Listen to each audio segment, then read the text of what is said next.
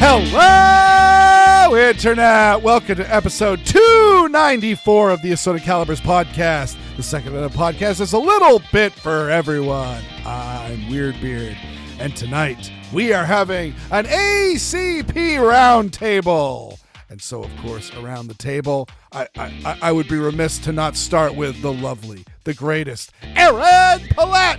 How you doing, Erin? Well, you obviously have to start with me because I eclipse all others.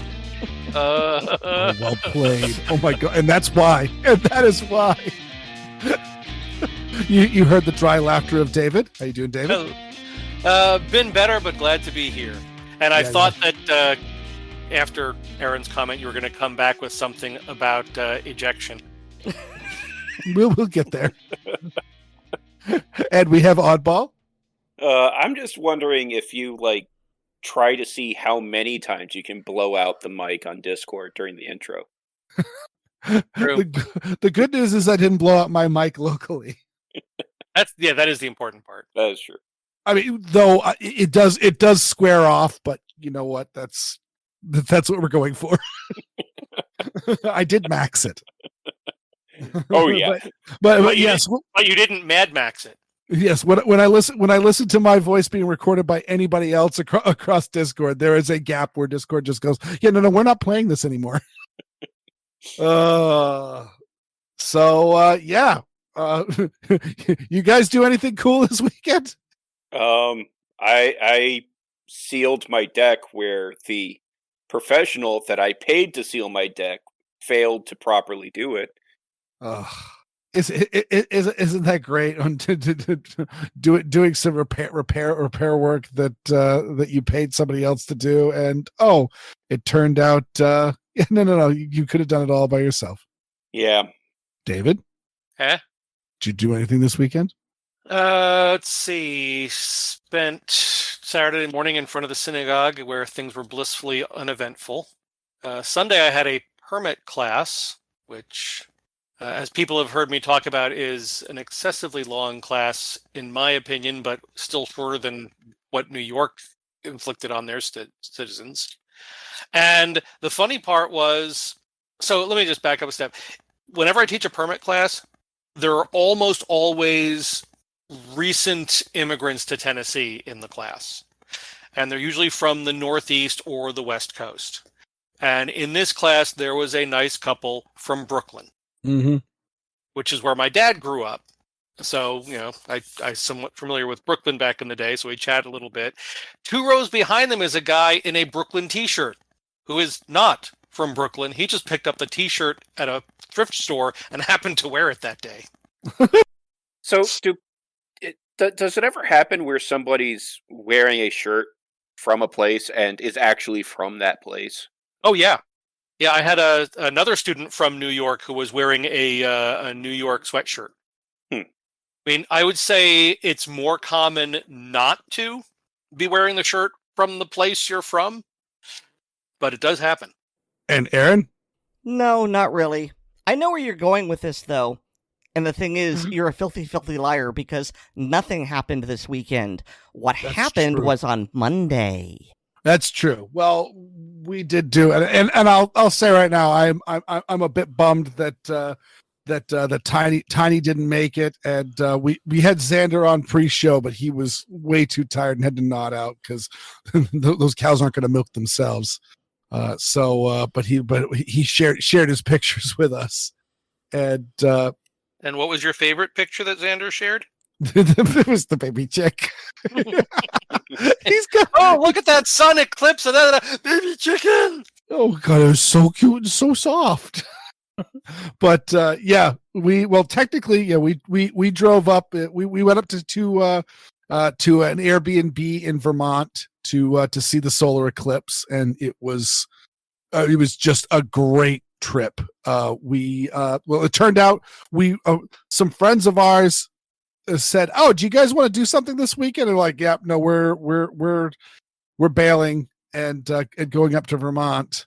And then one of the other friends that was in this list was like, "Oh, I'm going up to Vermont too," but I wasn't able to get a I was only able to get like one night at the hotel room, so I'm gonna like get up at 2:00 in the morning and drive up.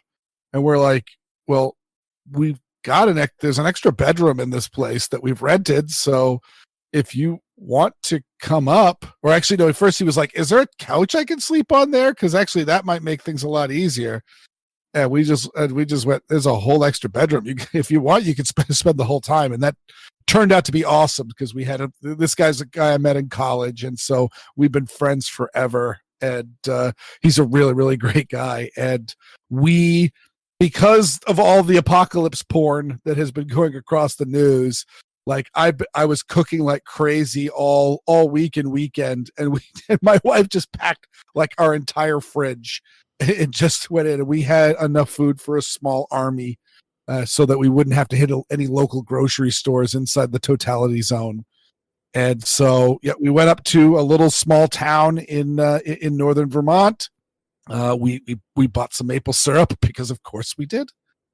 Chilled out for Sunday and Monday morning, and then witnessed the eclipse. And we were nervous because, well, I mean, if you've been following any news for it, like a ton of the country had like really, really bad cloud cover through the totality zones, which I mean that just breaks my heart.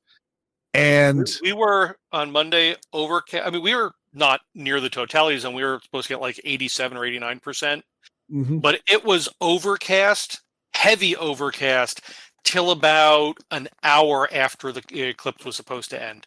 Yeah, and then the same here. And we were supposed to get like 95%, but it was just completely overcast. You couldn't see anything. I mean, luckily we saw the one in 2017 because we were right on the edge of the totality zone for that one. We were dead under it and we saw it. And yeah, it's really cool. Yes.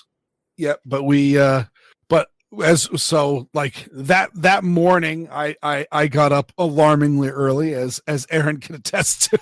Oh, good Lord. So you got up before 4:00, huh? No. It was after 4:00. I was up at 4:25 and didn't actually go downstairs until about 4:45. Okay, so it's only alarmingly early for me, not for you.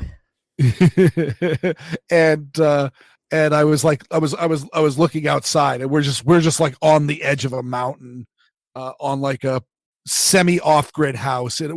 We believe it had power lines running into it, but it had a giant articulated solar panel in the front yard that was just following the sun all day. And so I was looking out and just like, oh God, look at the stars.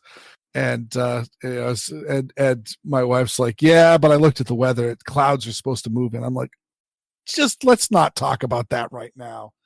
And it did turn out that as the eclipse got closer and closer, clouds did move in, but they were like the high flying cirrus clouds, so the little wispy ones. And I will say that when the totality happened, I have seen a million photos and videos through like telescopes with a solar mask on them, and all that, in like, the Arizona desert where there's just like not a wisp of cloud anywhere, and they look absolutely amazing. But seeing the totality through those wispy clouds was like a horizontal sunrise across the middle of the sky.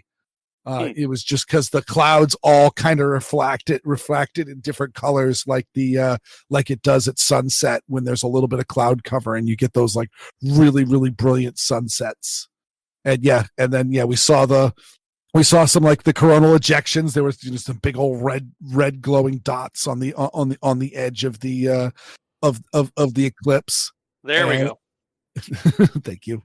And it got cold and it got dark. It was funny. We were all like sitting out in the lawn when it was first starting, and we're in northern Vermont, so there's like there were like 8 inches of snow on the ground when we got there. Like it was like the trees were all covered in snow, and the mountains all had snow caps on them, and all that. But the sun was just beating down on us, and we're just like, oh, we're getting really, really hot. My buddy's like, I should have put on some sunscreen. Like, I'm worried I'm going to get a sunburn. I'm like, you know what? If we get sunburns, we can say, no, it's an eclipse burn. But as the eclipse was going through, we were suddenly going for the point of like, and my daughter's, of course, she's a lunatic, and she's running around in just like short sleeves. You already said she's your daughter. Yeah, I know, but you don't need to repeat yourself.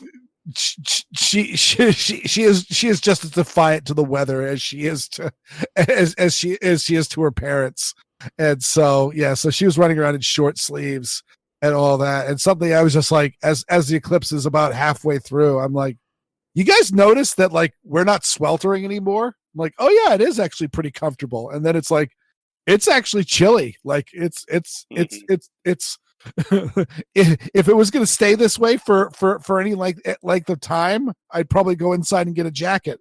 And yeah, then it happened, and we were in the middle of nowhere, but there was another house like somewhere near us, and like there was just like all we could hear was like cheers coming through the woods of just like people all excited about it. And yeah, it was really, really, really cool. Actually, my buddy noted we looked off in one direction and it looked like there was like a gathering thunderstorm. Are they still together? What? One Direction? I don't think so. But do I get any points for that? You got to snark. You got to snark. Well, I mean, yeah, but I mean, I made a music reference that was actually pertinent. I mean, it's a boy band, though, David. I don't know if that helps you. All right, so since you're already way off in the weeds, Weird, I want to commend you for, even though I know it was unwittingly, you made a very sophisticated pun because you called your daughter a lunatic during an eclipse. Ooh. Oh, good point. Oh, yes. That was inadvertent, and yeah, you could argue. You should be proud of that. Yeah, normally the term lunacy is the fact that there is a correlation. And my mom was a nurse, and she was like, oh yeah, no, like she would be like, oh crap, it's a full moon. Mm-hmm. Oh yeah, and she used to work night shift when I was small because my dad was a school teacher, so she worked the night shift so she could take care of me during the day, and then dad would come home and she'd go to bed for a little bit and then get up and go to work, and so yeah, and so she would do night shift on full moons, and she's like, oh yeah, no, it was rodeo. Mm-hmm. But yeah, I was a firefighter in a rural area. And full moons, we had experiences. Yeah, and so, but meanwhile, I'm like, normally it's not the new moons that are causing problems, but this new moon was very noticeable. So what? The eclipses happen during new moons, meaning the nights where you don't see the moon because it's on the light side of the Earth. And yeah, therefore, okay. I hadn't thought about that because really what I was thinking was, well, you see the entire disk of the moon, but you only see it because it's occluding the disk of the sun. It took me a minute. Yep. But still. No. Eclipses only happen during new moons. And but we or in the top 40. Yeah, as we were mentioning, we looked off to one side and it looked like a gathering thunderstorm, and that's what my brain told me. And my buddy's like, no, that's the shadow coming towards us. That is the moon's shadow, like coming towards us, and it's just darkening the earth as it's getting close to us. And then when when you reach totality, if you look around at the horizon, it looks like the sun is rising in every direction. Mm-hmm. But it's not the sun coming up over the horizon. It is the entire horizon is lit up by the sun because they're not experiencing an eclipse. Yeah, you're under a giant orbital umbrella. Exactly. Yeah. And or, if you will, giant orbital parasol. Mm-hmm. Now, one thing I did find interesting being just on the other side of the edge of the eclipse was I remember in 2017 being under the eclipse and everything going silent. as the moon blocked out the sun. I had several people who witnessed it, who went to the higher totality areas, say the birds stopped singing. Yeah, that's pretty standard. And this time and the around, insects stopped buzzing and things like that. Yeah, this time around here, the birds would not shut up. They were just screaming at each other. And they were all saying, "Oh my God, what's happening?" You know, I didn't think about it. They obviously I was up in northern Vermont after a major snowstorm in April. God, come on, weather. You already said northern Vermont. Doesn't matter what time of year, they can have a snowstorm for any. No, it's still even weird for them. But so the bugs were fairly low, though we did note that for whatever reason, my buddy drives a white Volkswagen, and it was absolutely all day, absolutely covered in flies for reasons we could not really explain, because my car didn't have that many on it. There were a few, so some of them were warming up on the metal, I would assume, but like for whatever reason they were all about his white car. And once the eclipse happened, we're like, let's look over at your car, and it was not covered in bugs. And then once the sun came back most of the way, it was back. So I don't know if it was the sunlight that was doing it or what. But there were a lot of birds out. There weren't a lot of bugs out, but there were a lot of birds out. And I did, now that you mention it, yeah, I did not hear a single bird call during the eclipse. So I posted a video. It's several videos compilation from space. And you've got video from like a Starlink satellite, and you've got one from the ISS, as you see the absolutely massive shadow of the moon tracking across the U.S. Mm-hmm. Oh, that's the 2024. Man, there's a massive storm system off of Nova Scotia. Oh yeah, I gotta say those are really, really cool. Also, somebody I know is a pilot, and he went up with some friends in his plane for it, and he got some really, really killer videos of it. I don't know if I can find it, but I think like Red Bull tried to time some planes flying across the occluded disk, and it was so extraordinary that I immediately thought that's AI. Yeah, I thought it was AI, Photoshop, something, but no, they did the math and had some remarkable pilots. Yeah. Oh, there we go. That's beautiful. Yeah, that's the one. But wow. Nice. The eclipse seen from space, the picture on the thumbnail on the left-hand side, it looks like something out of a science fiction movie where some like plague or something is spreading across the globe. Mm-hmm. But it wasn't a plague, it was darkness. But since this is ostensibly a and just because I have to go back to the 2017 one that was in Nashville, this is not a Photoshop. Oh yeah. It looks like one. It looks like a book cover for some type of urban fantasy. Yeah. For those listening, look up the AT&T Bat Building eclipse, and the eclipse is just over the AT&T building in Nashville. I mean, that it was almost the day that Sauron was there. I was about to say it looks a lot like the Eye of Sauron has become unmoored. Well, I mean, it was that's unhinged. more of a blood moon. There you go. Oh wow! It just needs the slit pupil. I've still been enjoying this one, the eclipse over the Waffle House, and I'm going to assume this is a real picture, because if someone had done a Photoshop, I actually zoomed in on it and looked to see if there was like a massive fist fight going on in the dining room, but there wasn't. That's how you know it is a Photoshop.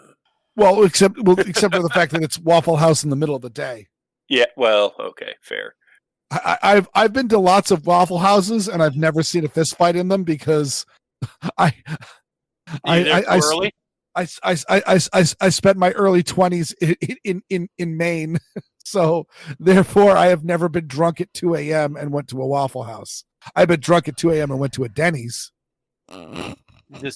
Yeah, I wasn't drunk, but after the bar closed where I was working at 4 a.m., we would go to either Denny's or Dan's, which was a small privately owned diner.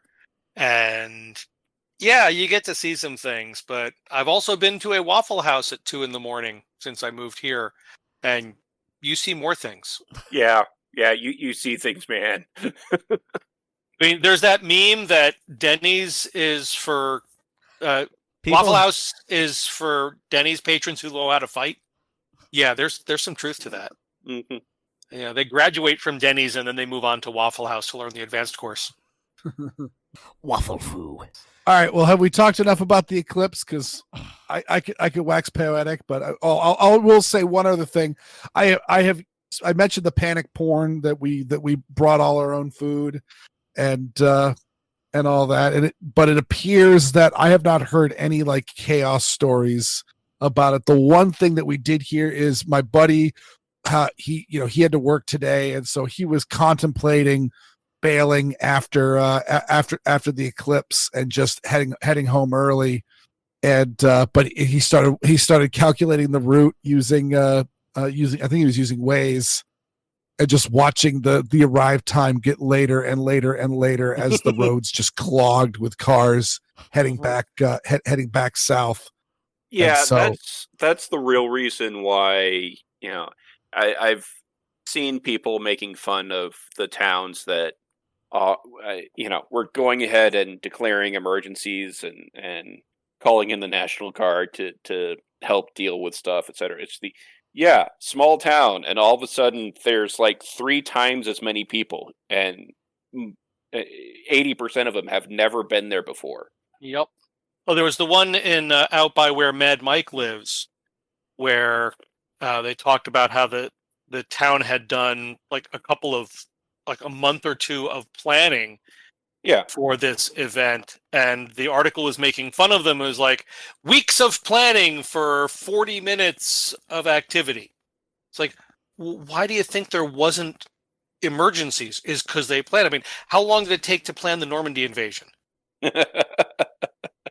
Well, and as Weird pointed out with his friend noticing the ungodly traffic jams, and the number of people that are going to run out of gas or have a medical emergency or whatever. Oh yeah. So I don't know how many hours or days it took to plan the Normandy invasion, but I know that it required at least 1 bathtub. And 1 corpse with a briefcase and a handcuff. Mm-hmm. Oh, yeah. You just got to step on my toes. Fine, okay. I wasn't trying to step on your toes. I was trying to add to the conversation. Well, I don't know how many people know the importance of Sir Winston Churchill's bathtub had to the World War II effort. Oh, I was thinking more about the.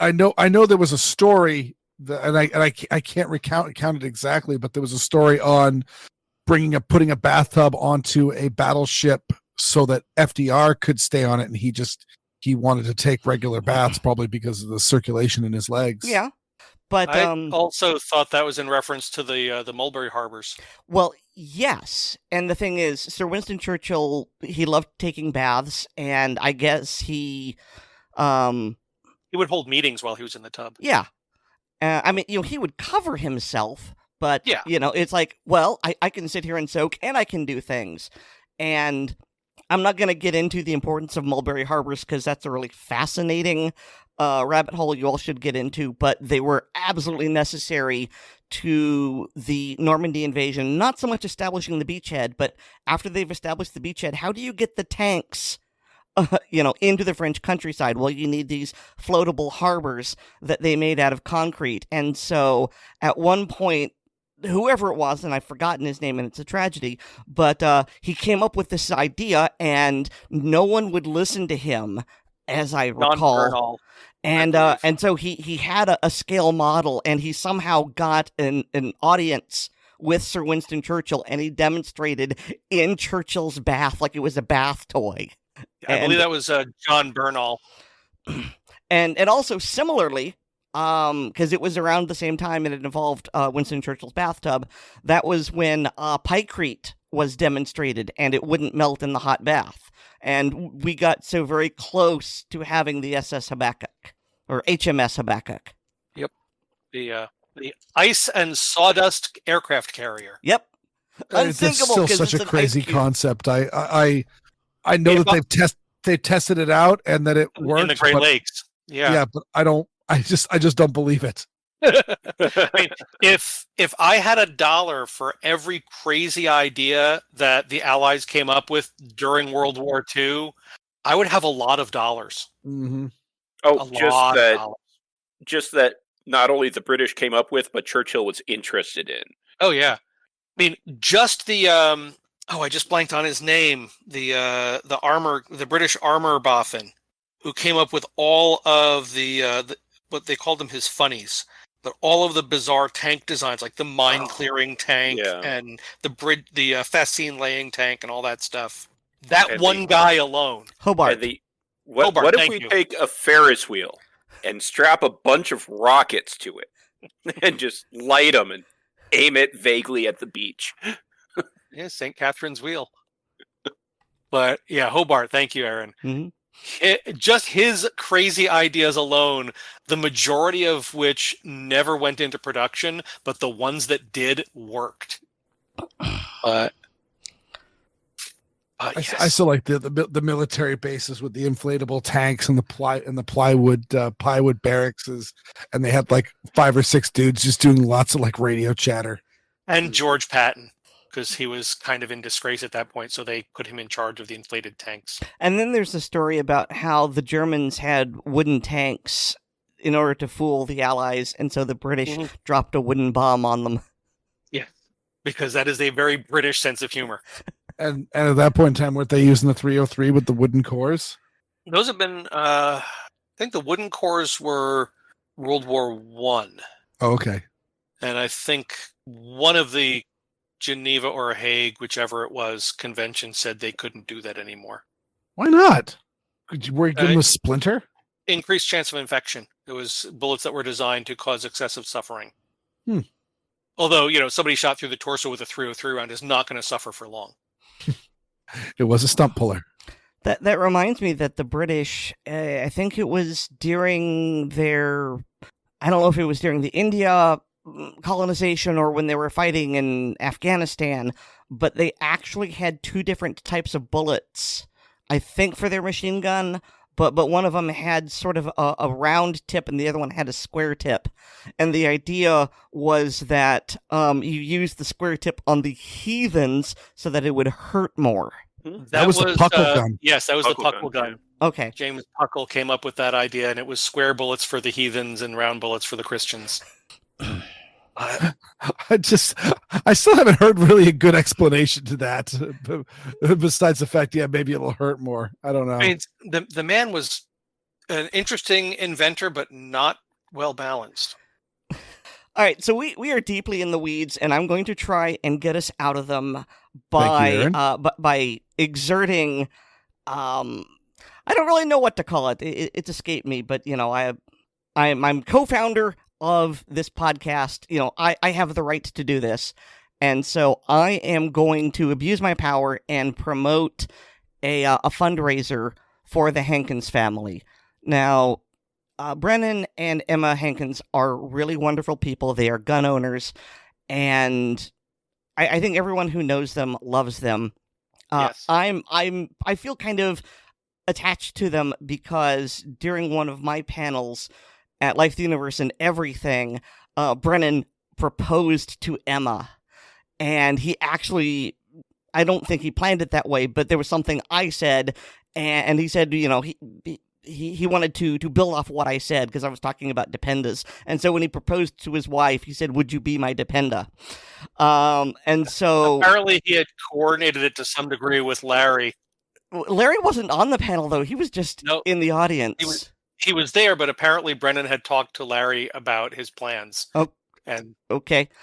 But if you hadn't given him the excellent jumping off point, Larry apparently was supposed to. Okay. Or so I heard. I didn't know that, but all right. So moving on. They're a wonderful family. They are gun owners. I don't know a single person who dislikes them. They have a newborn. Harry. Pardon? Jerry. Yes, Gerald.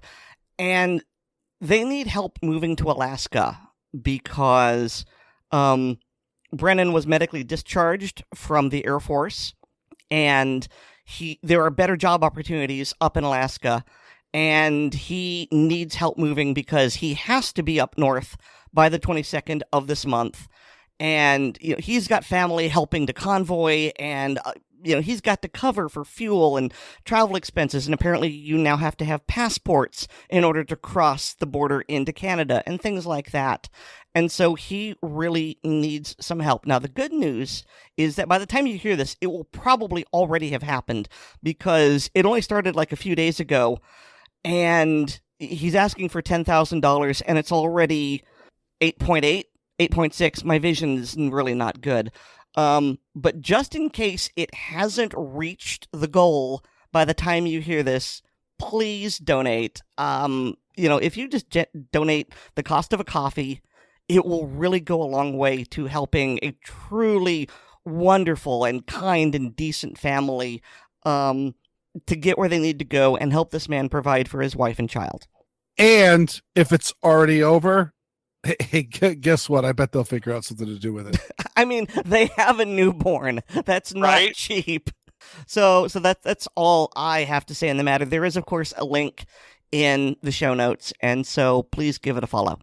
And thank you very much, Erin. And you're not abusing your powers, especially since I saw when you put it there. I'm like, oh, good, because you had sent it to me. I had put it up, and I just didn't have a chance to do anything with it before I shut everything down before we left. And I was like, oh, I'll need to dig it back up, and I had forgotten about it until you had reminded me. And so, oh, great, okay. So yeah, no, I'm going to send him a few bucks, and I hope you guys all do too. And so now we can pivot from gunnies and gun owners. We can now talk about guns and gun law and all this really crazy stuff that's happened lately. It's been a crazy week. It sure looks like. Yeah, that the story right after the Hankins family link is I'd heard about this, and when I first heard about it, I assumed it was Babylon Bee. Who posted this? Come on, run with it. It's your baby. It was not my baby. I don't have any links in here, right? Actually. Well, I think it was your baby. I just put it there for you. Oh, okay. You posted it in chat. You posted it in chat when I was setting up the show notes, and I was just like, you know what, this is a good one. Yeah. So it was. Oh, stop it. Your specific line, I will just say that you said was, "It's okay when we do it." Well, I mean, it is always okay when they do it. And I would like to find the person who decided that auto-playing videos on news sites was a good idea. Yeah. Mm-hmm.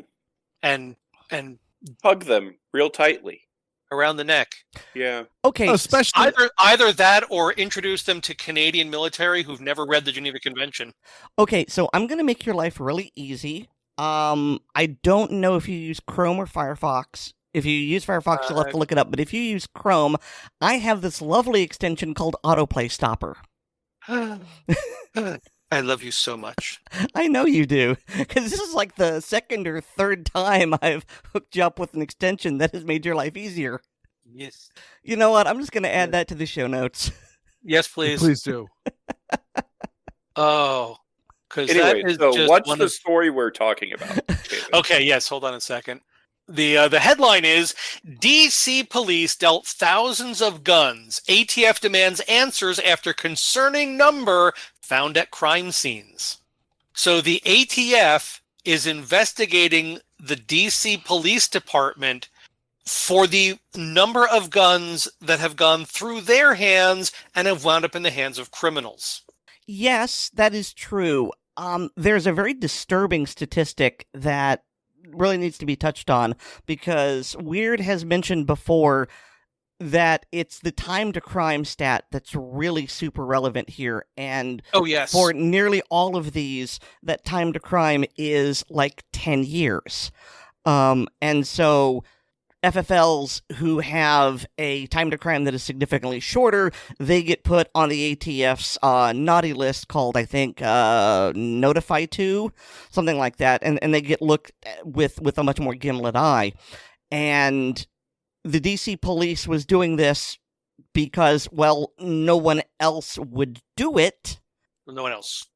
Or perhaps no one else was allowed to do it at that time.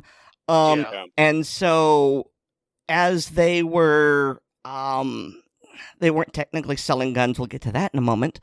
But, they popped up on the ATF's naughty list because their time to crime was 20 months. Just under 2 years.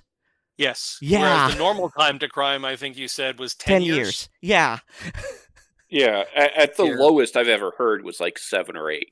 I think there were a few references to 5 or 6, but even that was unusual for its brevity. But less than 2 years, yeah, they were on the express lane. Mm-hmm. So the HOV lane? Yes, it is called the HOV up on the Beltway. And that's the average time to crime. Yes. Yes. Which means there are probably some that were mere days. Mm-hmm. So, the other thing that I want to touch on before I let you all, savage it, is that when approached for this article, and a lot of times the DC police didn't want to comment, but one of the things they did say was that, oh, we never sold the guns.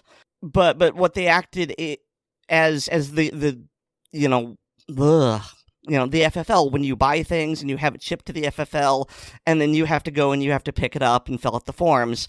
And of course the DC police charged for a background check and a firearms transfer and whatever. Now, I don't know how much it costs in your neck of the woods. In my part of Florida, it's about $30 for a background check for a gun that you don't buy through the store. And I'm told that's rather high. Yeah, Tennessee, it's $10 for any firearm. Yeah. Well, it's $10 for the background check. Yeah, that's what I was saying. Yeah, for $10 for a transfer, there's a wide variety. Yeah, transfer fee. I've gotten anything between $25 and $75. Yeah, the store where I work has recently upped theirs to $100 because they don't want to do them. Yeah, well, I don't know if it was the DC police didn't want to do it or they had a monopoly, but they charged $125 for this when they were literally the only game in town, and they did this for over 8,000 pistols. So they raked in over $1 million. Yeah. So according to this article, Sean Poulin, who opened DC Security Association 2021, one of only 2 FFLs in DC currently working with the public, he said that even before he opened, he said the DC police were pressuring him to open early because they wanted out of the gun business. They wanted him to open a month early because they were getting sick and tired of managing all the firearms. They had thousands of them waiting to be processed. So they may have been the only game in town, but they weren't happy about it. And also, I would like to point out that legally speaking, they were selling those guns. Yes. Because legally, yes, you're having it transferred through them, but legally, it's going on their books. They own it, and then they transfer it to you. Yes, they're transferring ownership. That's what a transfer is. Mm-hmm. Well, was I not properly using my sarcasm font? Oh, you were. Okay. You were. I just wanted to emphasize that. Yep. Yeah. But one of the funny things, the number of times in this article, the DC police did not respond to this question. The DC police did not respond to that concern. The DC police, it's like, yeah, whoever wrote this article for NBC4 Washington apparently reached out to the DC police a lot and got bupkis. Well, and in a little bit of fairness to them, if I remember things correctly, the courts informed DC that no, you can't ban ownership of guns.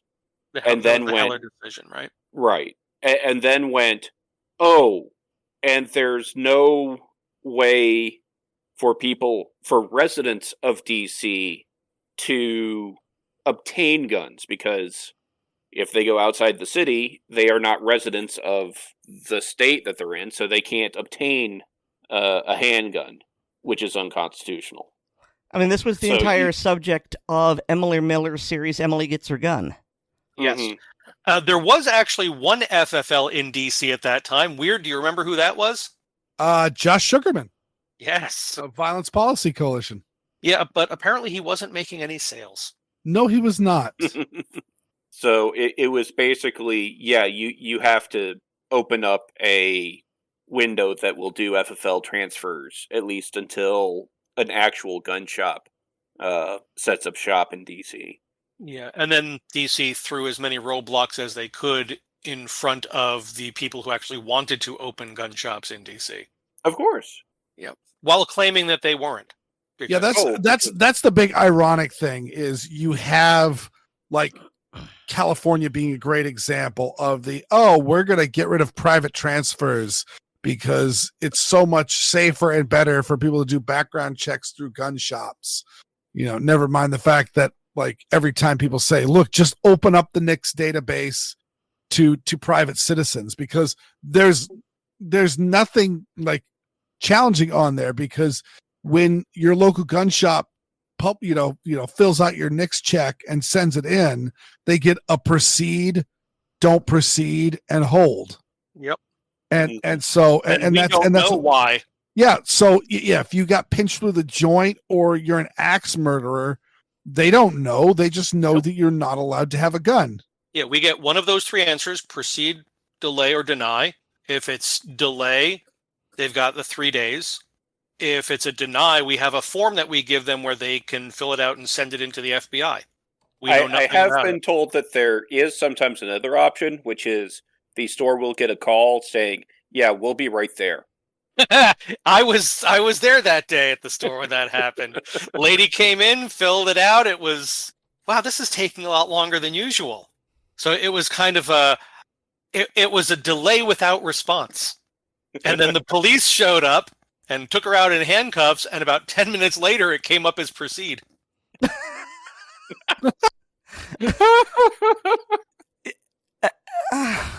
The system works. Did you ever find out why she was arrested? Nope. We all had theories, I'm sure, but nope. We got a thank you from the Knoxville Police Department. Well, and especially, I heard this from a couple guys back when it was standard for you had to call it in. That there were a couple times of try to keep the guy there. There'll be somebody by shortly. Yeah, back when I was up in New York working at the Dick's Sporting Goods, that was back in the phone home days, and they didn't say that. They just delayed. Wow, I think it's really slow. Sorry about this. Sorry to keep it dragging for so long. I'm not sure what's going on with the system, but just give me another minute. And so I wasn't there that day. I didn't get to witness this one, unfortunately. But the guy who was on the phone later recounted it was, he was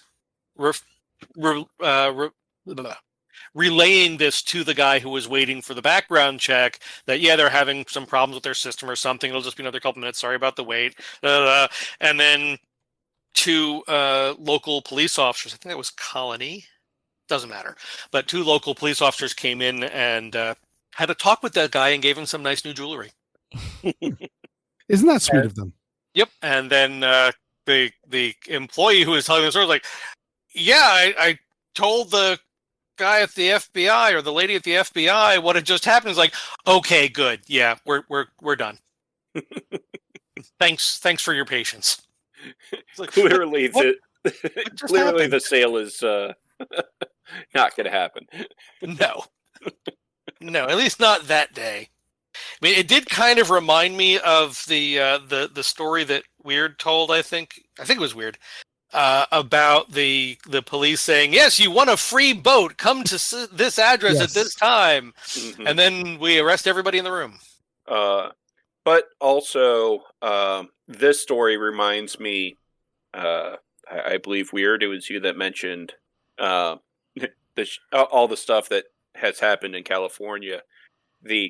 How many times has a California cop gotten nabbed for having a nice side business of ordering stuff off roster and selling it selling them to his buddies?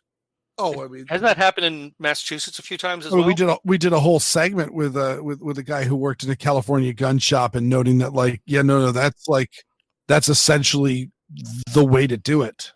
Yeah, but wasn't there also some Massachusetts police officers who That was absolutely a thing, and actually I don't think it's really grayly legal either, because essentially how it works is, obviously Massachusetts has a handgun safety roster like California, which means you can't just buy any gun you want, but there is exemptions for police officers if they buy the gun on department letterhead. And essentially many departments will allow officers to buy most, if not all, firearms for off-duty carry, court carry, those sort of things. Non-uniformed uniformed duty purposes, and so guys will buy various guns. I mean, one thing that I always heard was the Keltec P3AT. One officer would buy 4 of them a year. you remember what that's chambered in? Yes, P3AT. I know, I love that. The hilarious thing is, like, I was reading the name of that gun for decades before I realized that it was a play on words. Oh, really? Yeah, I think you mentioned that before. I think I had the same reaction. yeah. No, it baffles me as well. But yeah. So they would get, you're allowed to do 4 transfers every calendar year, and so they just do their 4 transfers and sell them all at like double what they paid for them. Yep. But at least the DC police aren't doing that anymore, officially. Yep. And may we note also the ATF is getting mad at them, but how many guns did they lose? The ATF? Yes. How many NFA guns did they lose? Just those alone. I mean, I remember there was an article, this is probably back almost close to 20 years ago now, where someone was doing an article on the National Firearms Act and machine guns and the ATF reference library of automatic weapons. And just, in a conversation, they asked how many they had in the reference library, and the guy was like, I'm not really sure. I think it's like 5,000 or 6,000 or whatever the numbers were. And so this guy was curious about that. That's an awful broad spread. Did some more work and found out that the ATF didn't know where a bunch of their library guns were. Womp womp. But it's okay when they do it. Yep, it's okay when they do it. We investigated ourselves and found ourselves innocent of wrongdoing. Oh, exactly. Yeah. Those are always the best. Yep. Yes. But speaking of no wrongdoing, man, that's a weak segue. I'm sorry, do you not listen to the show? There's a show? Yes. Wow. Can I be on it? Sometime, yeah, but not this week. Okay. But a judge expanded the exemptions for the pistol brace rule to the members of the National Rifle Association. Mm-hmm. This is Judge Sam Lindsay, who was appointed by Bill Clinton in '98, actually handed down a ruling, and it's again slapping the ATF for violating the Administrative Procedures Act. And therefore, it is unlawful and neener. So, if our listeners are an NRA member, or now that LaPierre is gone, are considering becoming an NRA member or returning to the NRA, then under this ruling, you can have a pistol brace and be within the law. Yeah, the NRA finally went wait, there's like 5 different orgs that have already won this. We probably should do the same. Yep. Yeah, I mean, better late than never. And considering they were a little distracted recently by trying to shoot all of their toes. Mm-hmm. There is that.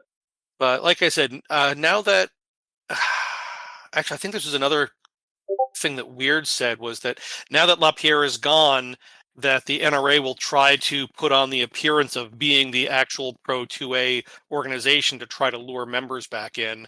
So I mean, they can fleece them some more. That's what I hope for, and it's the even feigned altruism is still altruistic.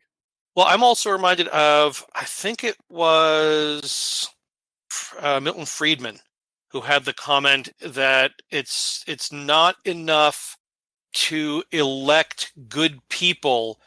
It's more important to make it advantageous for bad people to do good things, or something along those lines. Mm-hmm.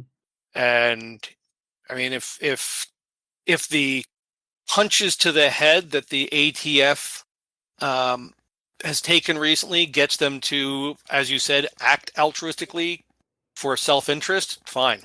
And here's the quote: "We will not solve our problems by electing the right people. We will only solve our problems by making it politically profitable for the wrong people to do the right thing." Mm-hmm.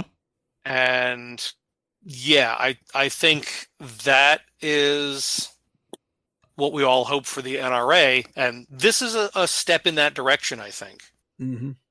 Is, finally, maybe now that all the attention is off of the trial in New York and LaPierre and etc., they can get back to it. So I'm glad to see this for numerous reasons, but the fact that the NRA might actually be behaving the way its bylaws say it should, or at least some of its bylaws, not some of the other bylaws. All right. Well, next up study. This is one that I added, and it was just it's interesting, and it's also should come surprising to no one.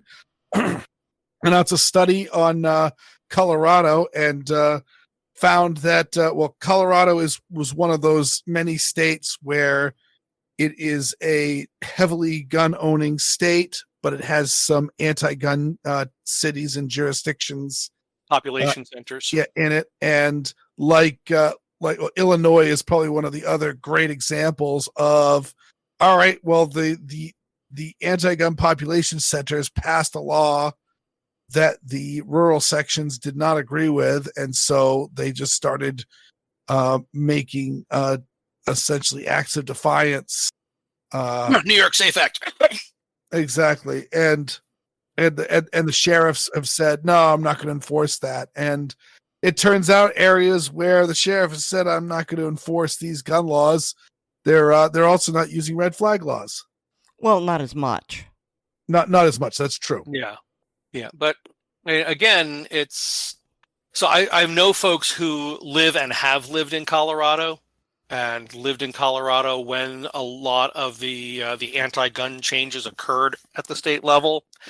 And one of the things that many of them mentioned was the precipitating event for a lot of these changes was Colorado's, I'm not sure if sneaking through, forcing through, whatever, vote by mail. It was after vote by mail passed that a lot of these changes, a lot of the politicians supporting these changes got elected.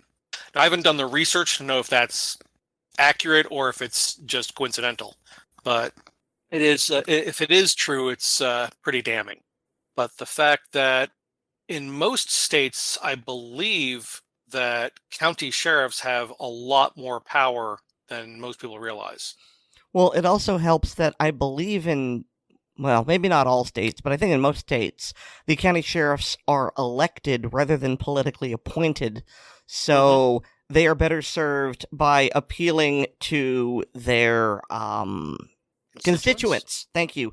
Than trying to make the higher up members of the party happy.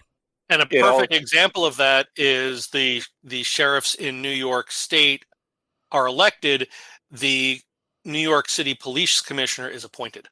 Yeah, it also the amount of power they have can also differ wildly from one county to another. Really? Yeah, like the sheriff's department in Davidson County that Nashville's in, pretty much the only thing that they do is prisoner transport. Because the city of Nashville Police Department has the lion's share of the power? Correct. While in a lot of the smaller counties in Tennessee, Hello. the sheriff's department does everything from prisoner transport to speeding tickets, Traffic control, yeah. to dealing with serious crime.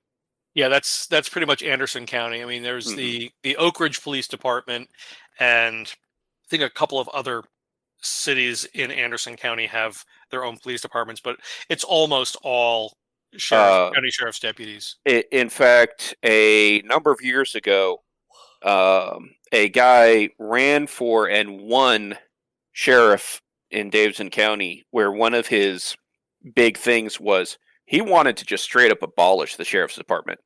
Huh. And then found out, oh no, by the state constitution, there has to be a sheriff's department because its only responsibility and power in Davidson County was prisoner transport. And why do you need an entire department to do that? That's something that could have been folded into Metro PD and saved the city money. Yep. Yeah, I was just doing some looking, and apparently the town near us, Rocky Top, has a police department, which is surprising because if they do, it's probably 3 guys. And right. One of them is a dispatcher. And the other 2 are also volunteer firefighters. But yeah, so there are a few small police departments, and then there's Oak Ridge, but everything else is Anderson County.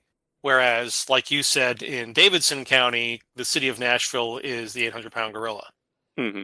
So yeah, that I hadn't thought of it that way, but that makes a lot of sense.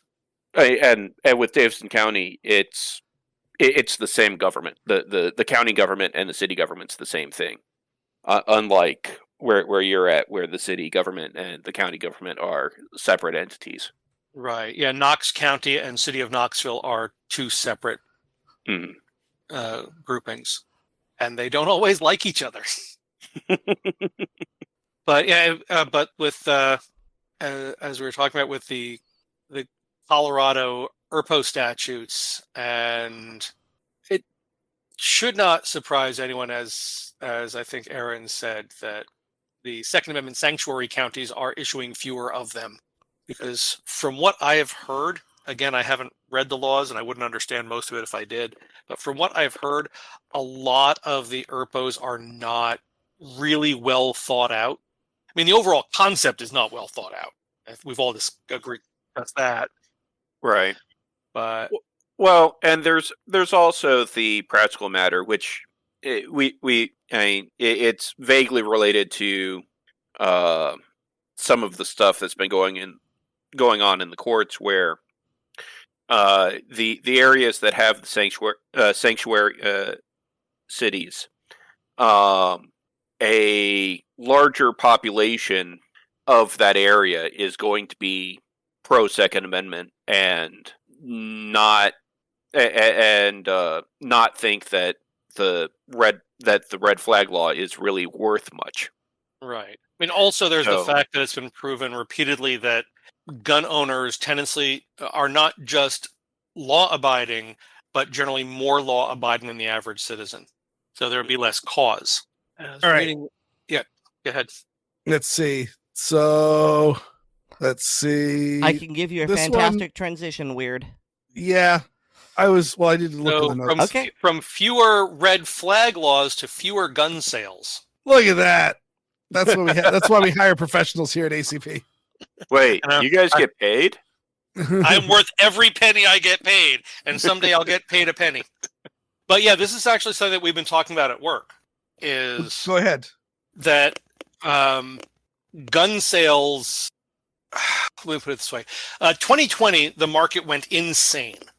2021, 2022, and a good chunk of 2023, that insanity continued at a greater or lesser level.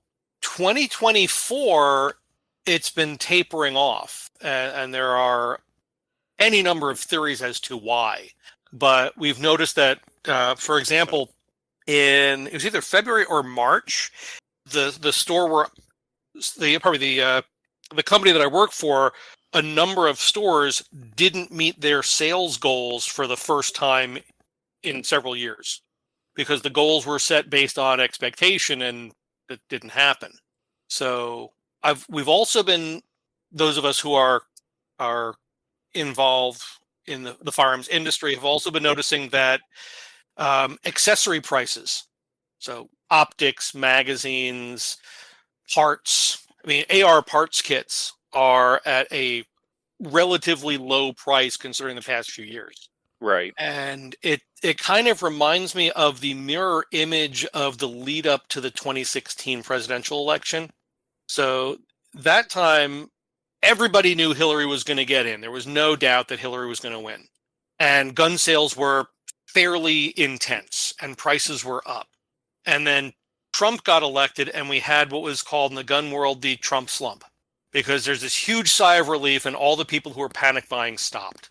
And then in the lead up to the 2020 election, everyone knew that Trump was going to win because Biden wasn't running a campaign, yada, yada. And so sales were low. And then the election happened and suddenly sales went nuts again.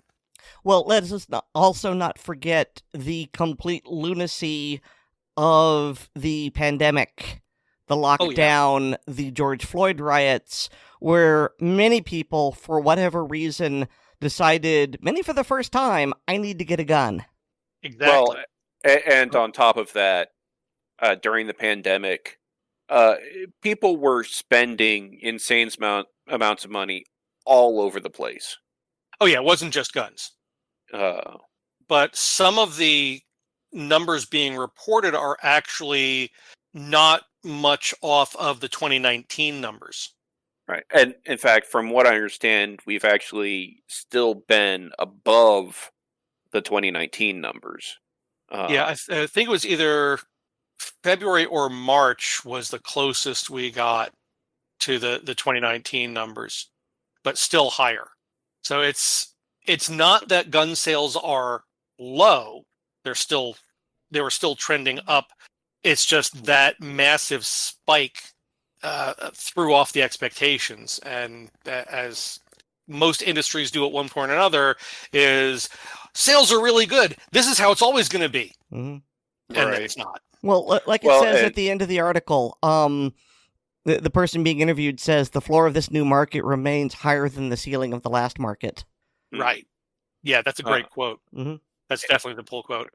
And there have been a lot of people going, well, the sales during the pandemic, so this can't keep up, and always the struggle, and we've definitely seen it with ammo manufacturing multiple times in the past 10-15 years, where demand on ammo goes nuts, but the ammo companies are really reluctant on actually building new facilities because they're worried, well, what if by the time we build the new factory, either this bubble has burst or is about to, and then we have this new facility that we just spent a ton of money on and need to pay for. Now, the silver lining in this drop of sales, that, or at least background checks that I see, one, like Erin said, the floor of this market is still above the floor of last market, so we're still increasing the number of people owning guns. And two, companies are starting to innovate again. We're starting to actually see new product, as opposed to, somebody else has come out with an AR with Magpul furniture or a 1911 that I'm sure is much better than everybody else's, but companies are actually feeling the need to do something to attract our attention as opposed to just throwing out whatever they can quickly pump out. I mean, can you give me a for instance? Because I haven't seen a whole lot of truly interesting, innovative things, but I'm not as clued in as you are. The new 5.7 pistols, Rock Island came out with that 5.7 that uses or is it Smith & Wesson? Smith & Wesson came out with the gas delayed. Yeah, that uses a completely different that uses a significantly different locking mechanism than most other people.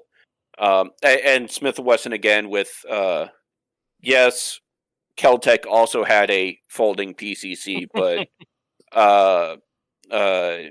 Smith & Wesson's folding PCC is a significantly different design. Mm-hmm. And in an upcoming segment, since Oddball brought his Keltec out, we did a comparison test. Yeah. Wait, you have a sub 2000? Yes, I bought one of the Gen 3s a month or two back. Oh, I don't remember you telling me about that.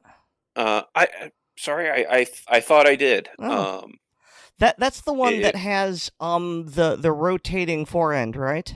Yes, it has a rotating forend and a metal trigger and a better charging handle. Oh, well. Yeah, they redesigned the charging handle a little bit. There is an aftermarket 2-finger trigger cocking, whatever you want to call it. And yeah, that was one of the very first things that I upgraded. I've been talking about that for a long time now. Yeah, this is still a single finger, but it is not, because yours is a Gen 1, I think, right? Well, I mean, I've pimped it significantly, almost into being a Gen 2, you've but modded yes. it out, Yeah. but it was a Gen 1. Mm-hmm. The Gen 1, the factory Gen 1 charging handle was just pain to use. Oh my, well, yeah, okay. In addition to being inconvenient, it was a literal pain. I mean, You are a big guy, you've got big hands. You know I've got these little tiny hobbit hands, and I'm trying to, cock a direct blowback spring with just one finger. That hurt. I could do it, but it was not comfortable. And so my friend Harry Perrette, who used to work at Keltec and then spun off to do his own company, I think Twisted Industries, and they made the double finger, and it was just, oh my God, it makes my life so much easier. Yeah, I'd be interested to see if you still feel the same about the Gen 3, because like I said, it's still a single finger, but they contoured it better so that it's a lot more comfortable on your finger. Is it wrong that I think they should have named the 2-finger version 2 in the pink? Yes, yes it is. But it amuses you? Yes, it does. And the one thing that I do ding the Gen 3 on is they completely got rid of iron sights on it, which... Yeah, I don't like that either. Yeah, that was one of my few complaints about the FPC, for that matter, was... Yeah, just toss a couple of Magpul flip-ups in there, be done with it. Yeah, and there's a bunch of other companies that have made rifles that have flip up iron sights that otherwise hide in the top rail. Yeah, you could have done that. They don't have to be anything more than post and notch. They don't even have to be adjustable. And Erin, you posted that Twisted Industries link, that single finger silver one in the picture there, that looks remarkably like what's on the Gen 3. I would not be surprised because, as I said, he used to work for Keltec, so maybe he went back, or maybe they're subcontracting out. Well, I think it's largely they looked and went, okay, these are the things that everybody is like, out of the box, no, we need to modify this. Let's go ahead and do that. I found another picture of it, and it's the one all the way on the right. And Yeah. Oddball, if you anodize that black, it's the same charging handle. Yeah. Way more comfortable. Well, I mean, I'm just saying that the two-finger version is even more comfortable. Yep. Now, I mean, granted, this year at SHOT Show, it was apparently everybody decided to come out with their own version of the 2011, Yeah. which is at least different than Than their own AR. Then how many years has it been of the we've come out with the newest bestest AR that okay. So is that just a 1911 that's been updated? 1911 with a double stack magazine instead of a single stack. Okay. Yeah, double stack, rail, usually a square or slide. Tack to tart it up. Mm-hmm. Yeah. What is that material? G10. G10 grips. And they're all different, but they're all different in the same way. They're all individuals. Like for example, I'll find a picture of the 10mm that I just recently acquired. Here we go. And this has this one has the full dust cover on it. They also sell a version without the full dust cover with the old traditional non-railed. But I mean, if you take the picture that Oddball just posted and take the Rock Island logo off of it and make some minor cosmetic changes, it's basically every 2011 that hit the market. All right, so... But you can't have too much 1911 or 2011. But what Hawaii thinks you can have too much of... Oh, David. Ammunition sales to those under 21. Yes. You like that one? Yes, I did. I'm really enjoying your segues, David. You should do it more often. After that one that just was that bad, I decided I need to step up my game and try to earn my keep. I believe actually that'll eventually get. This is one of the ones that you actually you posted and I stole. So okay, yeah. So Hawaii is Hawaiiing again. It's so bizarre with some of these states is they're not here for the hunting. Is they seem to enjoy being spanked by the courts again and again and again. Because wasn't Hawaii just slapped recently for not issuing licenses and told they had to? I can't remember all the zigs and zags, but I mean, I think last I heard on that case was the state of Hawaii's Supreme Court straight up saying, we know the Supreme Court of the United States has said otherwise, but we don't care. So they're trying to pull a Nick Fury. Basically, yeah. Let's see how that works out for them. That's a bold move, Cotton.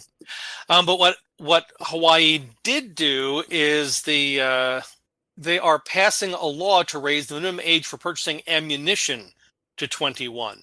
And from what I see from the article, it's not like rifle ammunition. It is ammunition, period.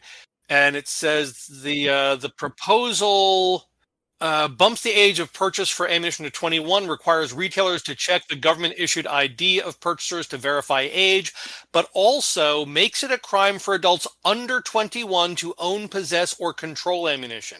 So the good news here is that if it passes, this cannot possibly withstand judicial scrutiny, because you have legal adults, 18 years old, they can buy guns, but you're prohibiting them from exercising their Second Amendment right by prohibiting them from buying ammunition. It's not going to pass. The problem is that the courts move very slowly, and it will likely be years before this is challenged and struck down. Yeah, and unfortunately, they will have to manage to bring it up in a federal court, not a state court. Because like I said, the state Supreme Court has flat out said that in the state of Hawaii, the state of Hawaii, the individual does not have the right to keep or bear arms. Yeah, and Section 3 of this law also creates another new felony offense for anyone under 21 years old in possession or control of a firearm. So they can't buy guns, and now they can't buy ammunition. Okay, that's even worse. Oh, yeah. Oh yeah. The bill has a vague exception for those under 21 that are actively engaged in hunting or target shooting or going to or from the place of hunting or target shooting, but leaves out any mention of possessing ammunition for defensive use or just what qualifies as actively engaged. So wait, So they're saying we it's know when we see illegal. They're saying it's illegal to own a gun, but you can do it while you're hunting? It is illegal for anyone under 21 years old to be in possession or control of a firearm, own, possess, or control ammunition, except maybe if we feel like it when you're hunting or target shooting or going to and from, maybe. Okay, it may not be the legal term, but that sounds like entrapment. Because, okay, if you are owning a gun and you're using it while hunting, then you have to own it at other times, and it's illegal at those other times. I mean, this is obviously garbage. Yep. Unfortunately, it's going to pass. Yeah. Because Hawaii is incredibly anti-gun and has had to have been forced every step of the way. And I don't know the stance of the governor right off the bat, but I'm pretty sure he's fine with Governor this. Josh Green, a career Democrat who has already signed anti-gun legislation into law during his tenure, Yep. including strengthening the state's already infamously strict concealed carry laws. Yeah. So it's going to happen.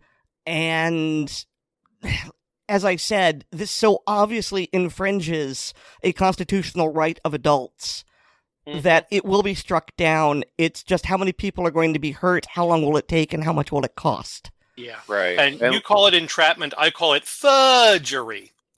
Well, and like I said, unfortunately, they're going to have to get it in front of a federal judge because the state, even if a lower state judge says, "Yeah, this is complete BS," because it is, the current state Supreme Court just believes that it can play by its own rules. Mm-hmm.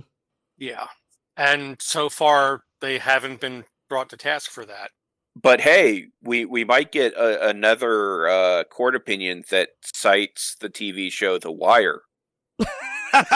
Maybe they'll cite Law and Order this time. Oh, I mean that's not a joke. The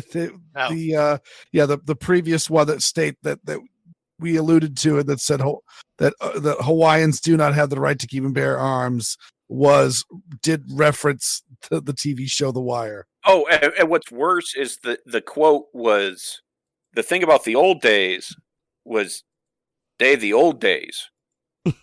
Saying that, well, just because it happened just because that's the way it was in the past doesn't mean that it's the way it is now.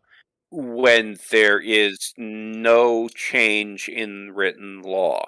Well, yeah, but the written law is just like your opinion, man. Yeah. Hey, but they also chose a grammatically incorrect and all that. And I never watched The Wire, but was the person who quoted it a cop or a criminal? I believe it was a criminal. Oh, well, that makes it even better. Yeah. So they were quoting one of their own. Yeah, the point you're making, I don't think it's the point you're trying to make. Is this the one where it says if you take a shot at the king, you best not miss? No, that wasn't the quote. Wick. Oh, no, that was quoted in one of the John Wick movies, though. Then what's the quote from The Wire? Because I haven't seen that show. Seriously, the thing about the old days is they be the old days. Oh, okay. Yeah, it's that bad that Erin didn't even believe it. Yeah. I heard the words coming out of your mouth, but I knew they couldn't be right. Erin thought Oddball was the Babylon Bee for a moment. I mean, honestly, it's harder to tell. I mean, I could tell he was quoting something, but I didn't realize he was actually quoting from a legal document. Yeah. Good Lord. Yeah. I'm trying to remember which state it was, but I think it was New York. Where it was, this is, oh yeah, no. We used to have laws where we would deny blacks and Catholics from owning guns too. So yeah, this is totally constitutional. Totally.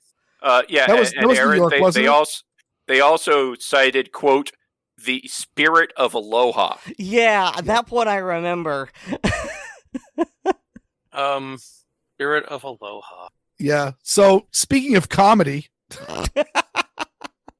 I saw the headline. I'm not reading this article. You can't make me.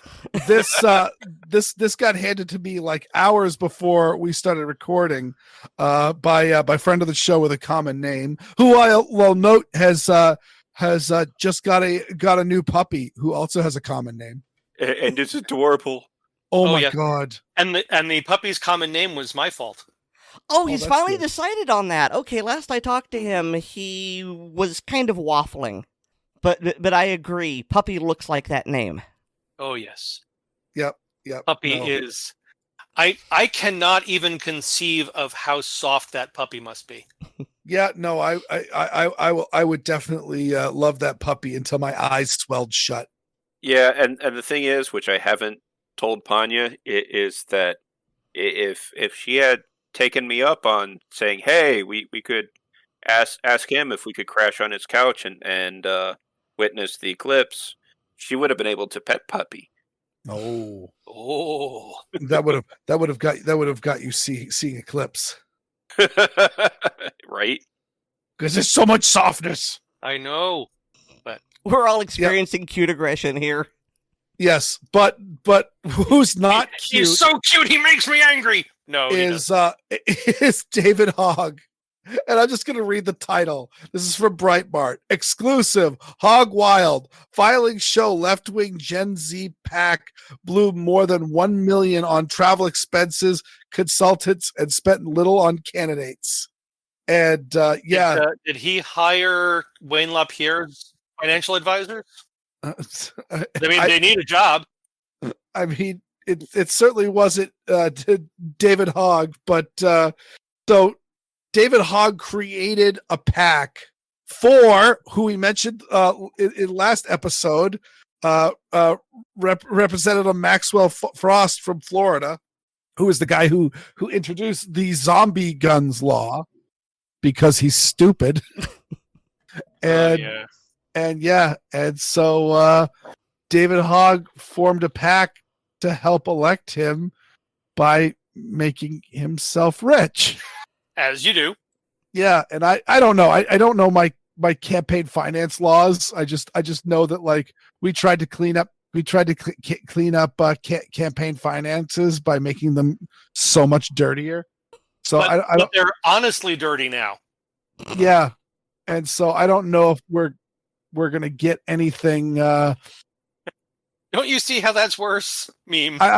This I don't think is going to end up with David Hogg in handcuffs, but it doesn't end up with hilarity. We can hope. Not that they would have any. They need to use the zip ties because there's no way the handcuffs get that tight. I mean, I've seen. Is he still sporting the pool noodle arms? Oh God. Oh yeah. I've seen. I have seen. This is not done as a direct gag, but I've definitely watched badge cam footage where women of similar build to David Hogg have been handcuffed in the back of the car and just slipped out of them. Yeah, David, I know you said you're not opening the article, so I posted the photo that of him that they have in the article of a recent speech he gave. So Weer'd Beard, funny enough, back in the 1990s, when I was in high school, I was in Sheriff's Explorers. Ooh, and yes, you've told about that. Pardon me? You've told us about that. Okay, yeah, that's right. I haven't said a whole lot, but not that it's a great secret, just not a whole lot to say. But that was actually one of the things we were taught. You know, you get a bunch of teenagers, you teach them how to handcuff themselves. Obviously, they're going to go nuts. And so we were taught that what the sheriff's deputies in my county in Florida do when they have to handcuff someone who is so slender that the cuffs won't ratchet down all the way, what you do is you cuff them above the elbow. Ooh. And if you do that behind their back, especially. Oh, Well, that's a good immobilization technique too. yeah, I mean, if they're really slender and it doesn't fit, you might have to double up the handcuffs, but that is a way to do it. It's not great, but it will work. I mean, I have never seen that before, but like I instantly know, yeah, that'll work. Yeah. And as David says, they're not going to fight you. Mm-hmm. Well, there was an immobilization technique that was used, I believe, for prisoners of war, where they would have their hands cuffed in front of them and then like a broomstick behind their back inside their elbows. Ooh. So their upper body was basically immobilized. They couldn't swing an elbow. They couldn't get the cuffs around their feet or something like that if it was behind their back. So that could be interesting. I don't think they'd really go for that though. Yeah, I don't have anything else particular on this story. Unfortunately, I've been really, really busy today, and I just got this story, and so Blacker. I didn't read it cover to cover. Okay, well, let me say something that stands out to me. So, okay. I don't recall exactly how much money was raised, but what is notable is that David Hogg gets paid from this organization. He gets paid something like $40,000 a year, and yet he was also charging the company card for things like trips, Uber, Lyft, dinner, hotels, things like that. And so he ended up was following the Wayne LaPierre model. Yeah. I mean, not quite as extravagant, but he was spending way more money on things for himself than on furthering his org's mission. And like the title says, he's blown more than $1 million on travel expenses, consultants, and spent very, very little on the candidates. $1 million. I mean, it shows the morality of lack thereof proponents. Exactly, is the look. I mean, all they need to do is just look briefly at the at the numbers, and they quickly realize, oh, wait a second, you say that, Erin? No. Oh, I'm sorry. I was getting a little feedback, but yeah, you see the numbers. The numbers. Yeah, not only are we stripping away the rights of people, but we're also making their lives more dangerous. Oh, good. Mm-hmm. Yeah, that's how that works. Yeah, I mean, I mentioned because if they're at greater risk and they're scared, they'll give more power to government. Mm-hmm. Yeah, I mean, I've obliquely mentioned, and of course, it's not that relevant to this show. Only obliquely that I'm in huge favor of ending the war on drugs, and by ending the war on drugs and legalizing recreational drugs for people, you're going to cause a lot of problems. There's going to be a lot of issues that are going to happen in a world where that happens. I personally believe that would be less than the problems that we have right now. But it's again, like ripping a Band-Aid off. It's going to hurt. That's debatable. The blessing of being a Second Amendment advocate is like there's not really a debate. Like hence the reason why there's debates. Not an honest debate. Yeah. There are plenty of dishonest debates on the prohibitionist side. Yeah, you relax the gun control laws. The very, very worst scenario that's going to happen is nothing. Yeah, it's just nothing changes. People are going to have more freedoms and be the same and have the same level of day-to-day safety as they did before. But in fact, in the vast majority of the times, you give people some freedoms to own firearms and carry how they want, and violent crime goes down. It's a no-brainer. Well, we say it's a no-brainer, but well, as we've established last week, prohibitionists have no brains. Yes, it's true. This man has no dick. Ghostbusters. All right, let's close it out on this one. Oddball. On a horrifying but entertaining note. Take us away on a good chuckle. Okay, so once again from one of our favorite YouTubers, Print Shoot Repeat. He Known famously for the HK slap and the glong songs. yes, he had a gentleman on. It wasn't 3D Print General. I'm trying to remember who it was, but who has printed out the technically an AR lower. 3D Arms is the guest. 3D Arms, yeah. Who also has a YouTube channel, etc. And are all of you familiar with the fact that you can get a 50 BMG upper for the AR platform? Yeah, he slapped that onto a 3D printed lower. Yeah, it's a and looks like, I don't know if it is a monolithic, but it looks like a monolithic. It is monolithic. There's some of it has been reinforced with JB Weld, I think. I don't trust this thing. I don't see any hose clamps. This is true. It is not a Hoffman design. Great googly moogly. And has a 3D printed monopod in the buttstock, which is a very cool design. Yeah, very cool design. Just not on a 50, please. And so this is probably the cheapest way to get into a 50 cal rifle, or a coffin. And of course, this is a an evil ghost gun in 50 BMG. Just put your finger in it. Yeah, and yeah, they both of them do fire it. The first time Print Shoot Repeat fires it is kind of hilarious because he is not entirely certain about it. But yeah, and I believe he printed it in PLA Plus, which it's a Polymaker PLA Pro. Yeah, which is a PLA Plus. Okay, I wasn't sure if it was a different.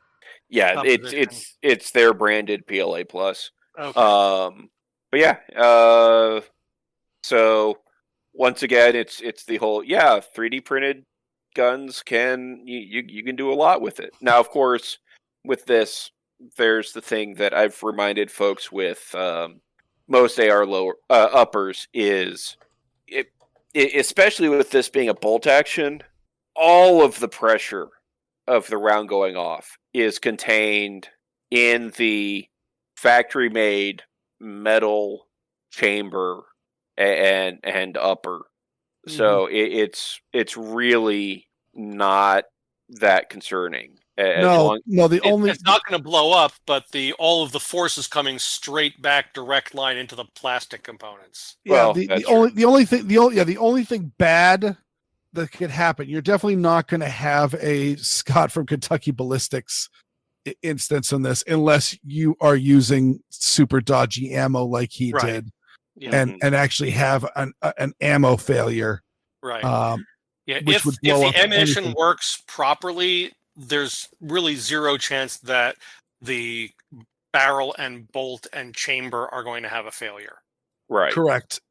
But in this case, the worst that will happen is, in theory, you could snap the buttstock. Yeah. I mean, it's a straight line recoil system. So if it was a more traditionally laid out rifle, I would have a concern that it would shear the front pin and the barrel and receiver would flip up.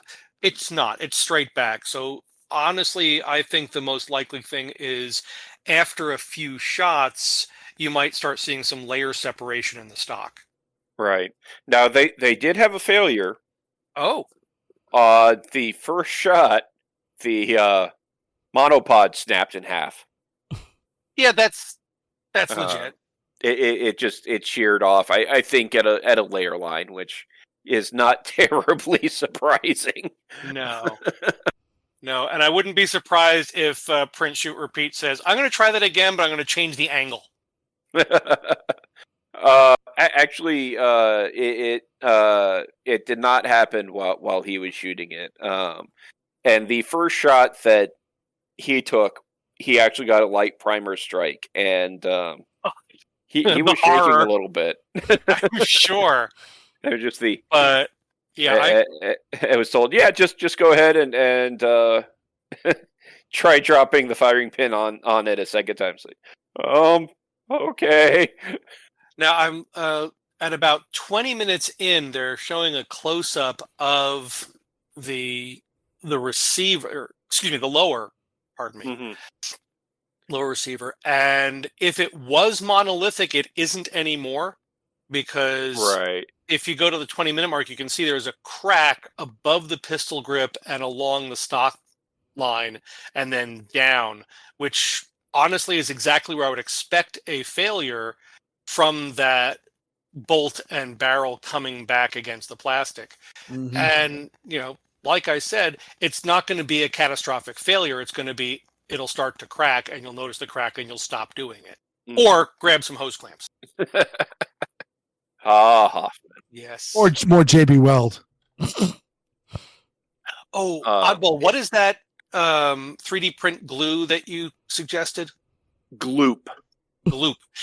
Yeah. Not JB JB Weld. Gloop. Yeah, don't use JB Weld. Use Gloop. Yeah. I think you or someone else said that the Gloop will be stronger than the surrounding plastic. It's actually basically a chemical weld.